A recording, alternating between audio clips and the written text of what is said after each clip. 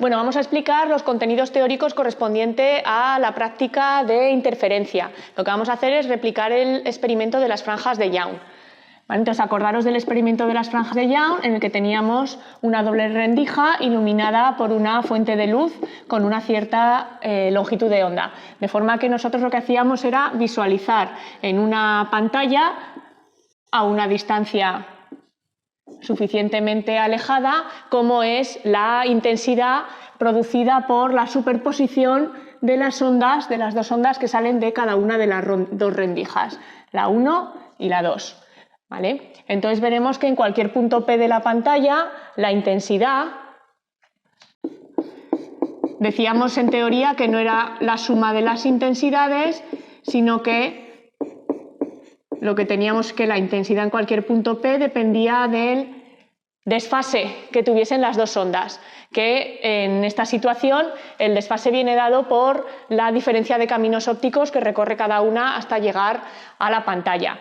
Ya vimos en teoría que esa expresión del desfase era 2pi partido por lambda 0 d por el seno de tita, siendo tita la posición angular del punto P de la pantalla. ¿Vale? También lo podíamos poner en función de la coordenada lineal del punto P, considerando que la distancia de observación es grande comparada con la dimensión de la pantalla. Es decir, vamos a observar qué es lo que pasa en puntos cerquita del eje del sistema.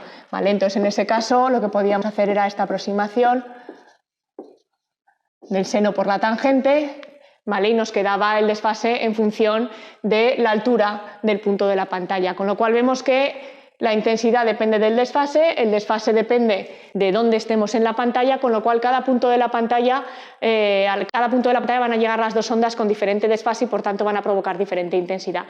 Esto lo que hacía era producir en la pantalla una distribución de intensidad que era una serie de franjas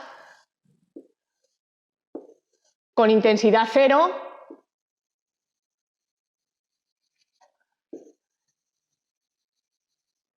o con intensidad máxima, ¿vale? Las franjas oscuras corresponden a intensidad 0 y las franjas luminosas a intensidad 4 veces la intensidad de la luz que sale de cada una de las dos rendijas. Entonces, lo que interesará o lo que interesa saber es, para nuestro experimento de hoy, para la práctica de hoy, es cuál es la distancia entre dos máximos o entre dos mínimos consecutivos. ¿Vale? En el guión de prácticas, esa distancia entre, en este caso, dos mínimos consecutivos, ¿vale? Es la distancia interfranja I. ¿Sí? La misma distancia interfranja la tendremos entre dos máximos de luz consecutivos. Si nos fijamos en la expresión de la intensidad, sabemos que el desfase va integrado en un factor, en un coseno, ¿no? Con lo cual tendremos que, vamos a fijarnos en los máximos, por ejemplo, la intensidad máxima se produce cuando el coseno es más 1, es decir, cuando el desfase es un múltiplo par de pi. ¿Vale? Así podemos averiguar cuál es la posición de cada uno de los máximos que nos aparecen en la pantalla y con eso podemos averiguar cuál es la expresión de la distancia entre máximos. Por ejemplo, para el máximo de orden m se producirá cuando el desfase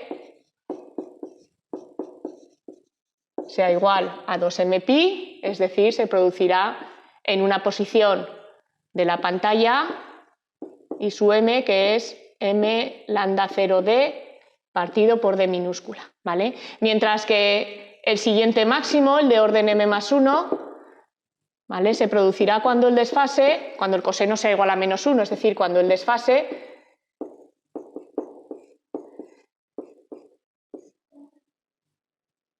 sea igual a 2m más 1 por pi, es decir, la posición del siguiente máximo la encontraremos en m más 1 lambda 0d partido por d. De esta manera, es lo que tenéis en el guión, la distancia entre dos máximos, que insisto es la misma que la distancia entre dos mínimos, la podemos calcular restando las posiciones de dos máximos consecutivos, que serán lambda 0 d partido por d. Entonces, lo que vamos a hacer en esta práctica es utilizar esto, ¿vale? De forma que visualizaremos el experimento de las franjas de Young y lo que haremos será medir la distancia entre máximos o entre mínimos, ¿vale? Y con eso averiguar la longitud de onda de iluminación de nuestro experimento, que consideraremos desconocida, ¿vale? Entonces, ahora mismo voy a dibujar ahora cuál sería el esquema del montaje experimental, que luego veremos el montaje experimental in situ, y os digo un poco algunas consideraciones que tenemos que tener en cuenta ya en nuestro montaje de franjas de Young. Voy a borrar ahora la pizarra.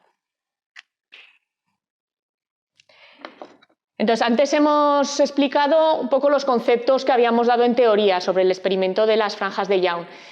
Vimos en teoría también que había varias maneras de experimentalmente hacer un montaje que nos permitiese visualizar las franjas de Young. En concreto vimos el montaje con biprisma de Fresnel, que es el que vamos a reproducir hoy en las prácticas.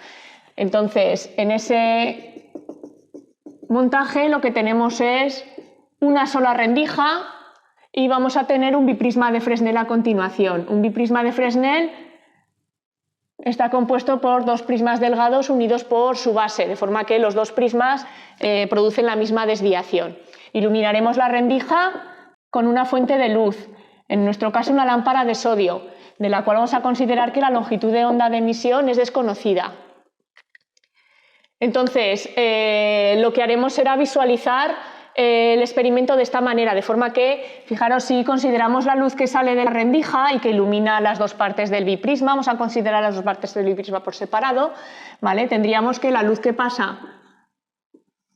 sale de la rendija y pasa a través del primer biprisma, que en principio si no hubiera biprisma continuaría sin desviarse, ¿vale? Lo que va a hacer el biprisma es desviar la onda hacia su base, ¿vale? De forma que vamos a tener es que este rayo de aquí ya no va a seguir su trayectoria habitual, sino esta, y este, por ejemplo, que viene justo en la base del prisma, pues se nos irá también hacia abajo, ¿vale? Si consideramos la parte de abajo del biprisma y la luz que llega desde la rendija a la parte de abajo, pasaría lo mismo, ¿vale? La luz, si no hubiera biprisma, seguiría sin desviarse, ¿sí? Pero, ¿vale? Si consideramos la desviación del biprisma, esa luz se va a desviar hacia la base del biprisma, que en este caso es superior, ¿vale? Lo mismo pasaría con este rayo, ¿vale? Que vendría aquí alineado básicamente con la base del prisma inferior, ¿vale? Con lo cual tendríamos aquí estas dos ondas, la roja y la negra, ¿vale? Que vemos que hay una zona en la que ambas se superponen, ¿vale? Ahí es donde vamos a tener el fenómeno de interferencias y nuestras franjas de máximo y mínimo de intensidad.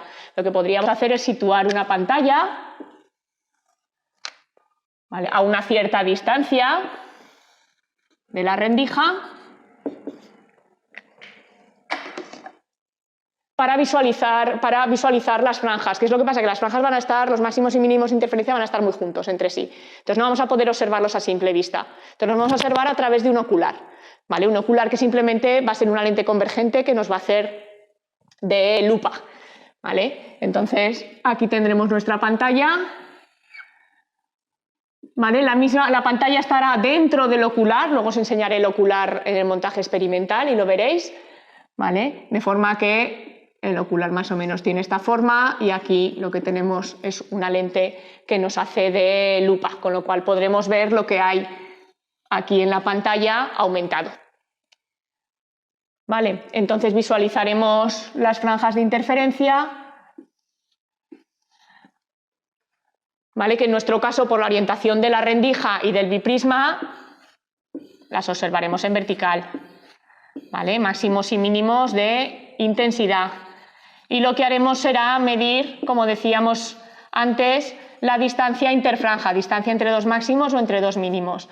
Para minimizar errores en la medida, lo que vamos a hacer no es medir la distancia entre dos máximos o dos mínimos consecutivos, sino entre dos máximos o dos mínimos alejados entre sí, ¿vale? De forma que si, por ejemplo, mido la distancia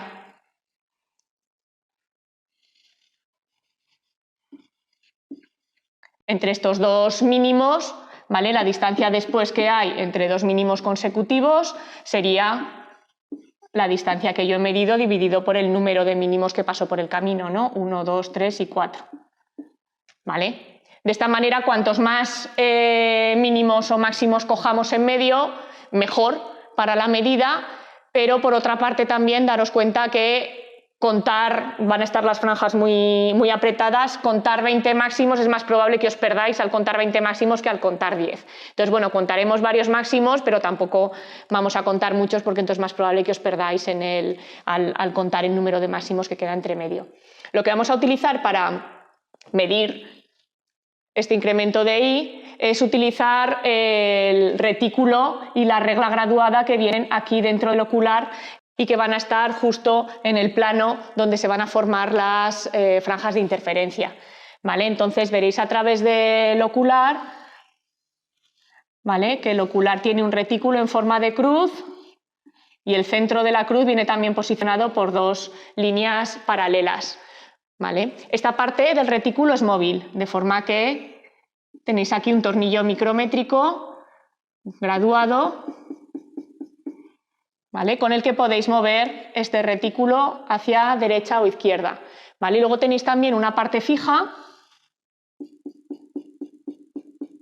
¿vale? Que es una regla graduada, ¿vale? Entonces mediremos la posición entre dos mínimos, primero localizando el primer mínimo, poniendo la cruz y el retículo justo en uno de los mínimos, ¿vale? Anotaremos la posición de la regla y el tornillo micrométrico, ahora os diré cómo, ¿vale? Y después lo que haremos será desplazar el retículo hasta conseguir centrarlo en el otro mínimo, ¿vale? que queramos medir su posición, ¿vale? De forma que mediremos las posiciones por separado de estos dos mínimos y después dividiremos por el número de mínimos que hay en medio. Mediréis más de 4, ¿vale? Entonces, ¿cómo se mide con el tornillo micrométrico las posiciones?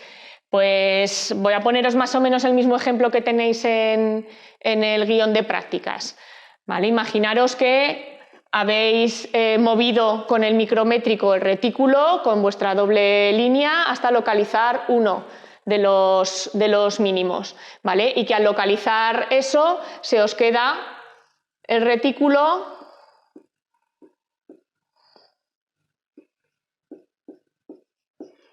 ¿vale? De forma que el centro del retículo o las dos líneas paralelas, aquí donde tenéis el mínimo, se os queda entre el 4 y el 5 de la regla graduada que hay dentro del ocular, ¿vale? Entonces la posición ISU1 de ese mínimo sería 4 y pico, ¿vale? Lo que necesitaremos saber es ese pico. Ese pico es el que averiguamos leyendo la lectura del tornillo micrométrico que tiene acoplado el retículo del ocular, ¿vale? Entonces en el tornillo micrométrico veréis que hay divisiones que van de 0 hasta 100, ¿vale? Es decir, vamos a poder medir con una precisión de centésimas de milímetro, ¿vale? Entonces si por ejemplo el tornillo micrométrico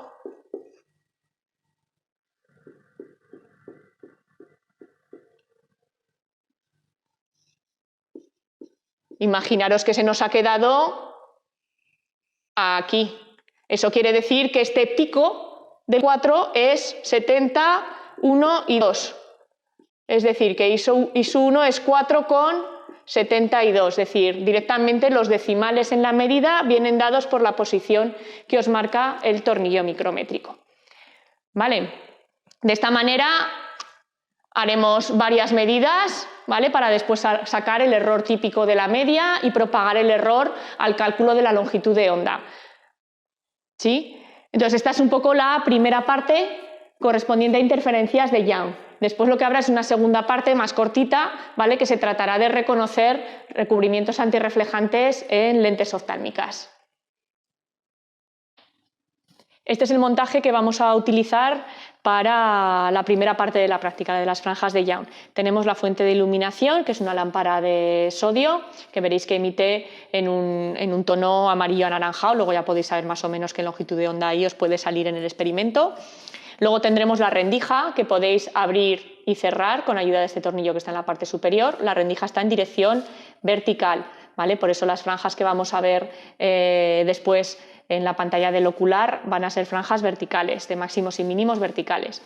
Después tendremos el biprisma de Fresnel, que si lo miráis de frente, ¿vale? Está aquí dentro, metido, todo esto de aquí es un soporte, ¿vale? La zona de separación entre las bases de los prismas está aquí en vertical, ¿vale? Y habrá que alinearla perfectamente paralela a la rendija. Por eso tenéis posibilidad de girar el biprisma mediante este tornillo del soporte. Y después, por último, tenemos el ocular. El ocular, si veis, cuando vengáis veréis que esta primera parte está hueca, ¿vale? Es decir, aquí no hay nada, es simplemente el soporte del ocular. La pantalla, que os he dicho antes en la explicación teórica, estaría aquí dentro. La pantalla donde se visualizan las franjas de Young, ¿vale? Y que estaría superpuesta con el retículo en forma de cruz que veréis a través de la lente. La lente del ocular es esto de aquí, ¿vale? El tornillo micrométrico donde vais a medir está en esta parte, ¿vale? De forma que, le doy la vuelta para que lo veáis, veis que aquí es donde están las divisiones entre 0 y 100. Entonces, por una parte cogeréis la medida que veis a través del ocular, ¿vale? Que os dará los milímetros, y después las décimas y centésimas de milímetro las veréis en el tornillo del ocular. Vale, entonces fijaros que todo está montado en unos pies que ya habéis visto otras veces, que podéis subir y bajar, ¿vale? Con ayuda liberando a través de este tornillo, incluso este soporte, tenéis aquí una rosca que os ayuda a subir y bajar, tenéis desplazadores micrométricos para desplazar en horizontal, ¿vale? Entonces, al principio del todo lo que tendréis que hacer es poner todos los elementos muy juntos entre sí, simplemente para poder alinearlos bien en altura y alinearlos bien en horizontal, porque después lo que vamos a hacer es observar con el ocular bastante más lejos de esta posición, ¿vale? De forma que si al principio lo alineamos bien, después será más fácil no perder la zona donde están las franjas de interferencia. La segunda parte de la práctica, que es más cortita, se trata de identificar el espectro en reflexión de diferentes antirreflejantes de lentes oftálmicas.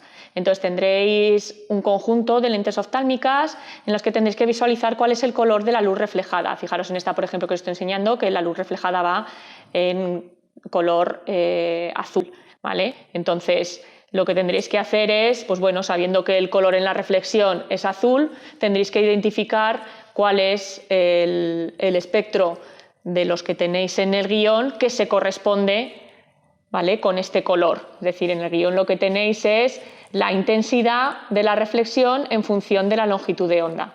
Entonces, si por ejemplo este antirreflejante se ve en color azul, tenéis que buscar un espectro en el que la intensidad, ¿vale?, sea mayor para las zonas de longitudes de onda alrededor del azul. Si tenéis un antirreflejante en color rojo, pues tendréis que buscar un espectro en el que tengáis máximo de intensidad para la zona roja del espectro, para las longitudes de onda correspondientes al rojo.